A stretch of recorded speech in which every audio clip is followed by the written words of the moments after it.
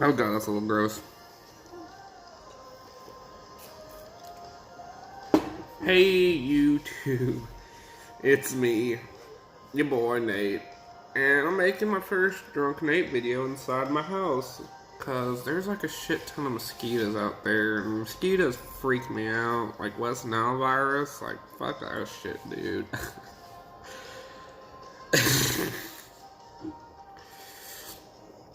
Oh god, I'm so drunk. But anyways, I'm just bored alone. I thought I'd make one of these videos because there is something especially funny about me, the idea of me making these videos and like nobody watching them. It's just like just garbage, like filling up, like YouTube's keeping up for no reason. Like, dude, fuck YouTube. Eat my ass. Like, oh my god. I mean, I've told you guys how I feel about YouTube, that it's the public access of entertainment, that, like, there's no quality control whatsoever. It's basically designed for little kids to sit mindlessly to input for hours, or stone people, or people who aren't really that smart and just kind of sit in front of objects. It's level below this TV, because I can't watch TV like this. Just on my lap, staring for hours. I've seen kids do that. They just lay the tablet on their lap and they're just like... And I'm just like, holy shit. I mean, I can't talk. I played the Super Nintendo for like, probably like 10 hours. I'd sit on my stomach. And then I go to walk to go get like fucking whatever the child version of beer is, Kool-Aid or some shit. My legs would be numb. I'm just bored. I just finished my book. I just finished, that's an old book. Midnight in the Garden of Good and Evil. It was a good book. I liked it. I mean, I hate to say this, because I hate people who do this. You know, people who don't have, who know, like, about 9 things. So, to them, everything is, like, 9 things. Like, fucking weirdos, like, everything's about Harry Potter. Like, oh my god, it's just like that scene in Harry Potter. Oh my god, it's just like Harry Potter. Oh my god. And you're just like, not everything's about fucking Harry Potter, dude. This shit has existed way before Harry Potter. That shit has existed way after Harry Potter. And you know what?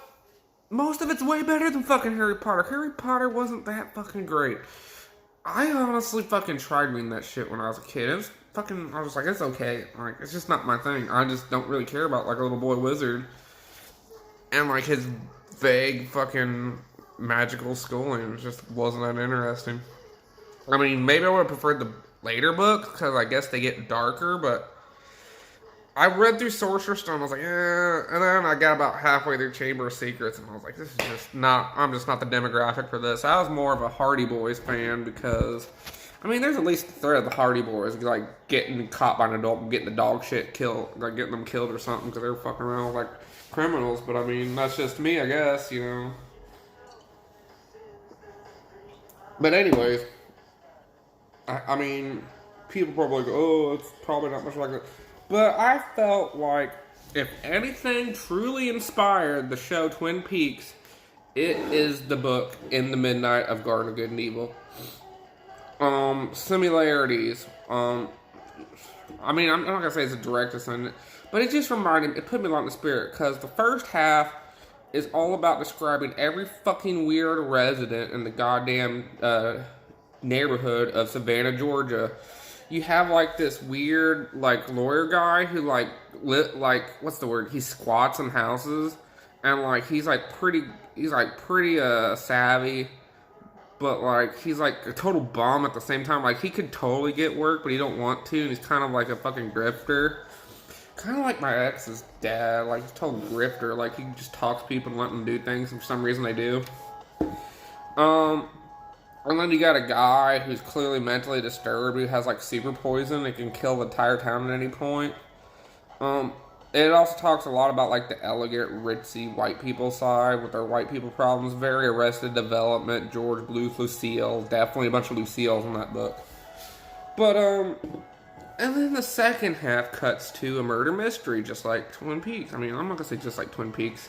Obviously, there's not the weird symbolism, but interesting enough, there is about halfway through the second half, literal dealings with witches and shit. I'm not gonna spoil it for anyone who hasn't read this, or like this book that's long since ran out of relevancy. It's made in like the fucking 80s or 90s, and there's already a movie that came out in like the 80s or 90s about it, so.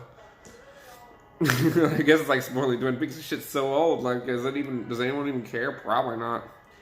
You know what? I'm gonna be nice to you guys. I'm gonna divide this shit up into parts, because these long-winded speeches are probably too much for one sitting. So this will be part one. There's probably gonna be a couple parts to this. I don't fucking know, dude. I'm drunk. We'll figure it out.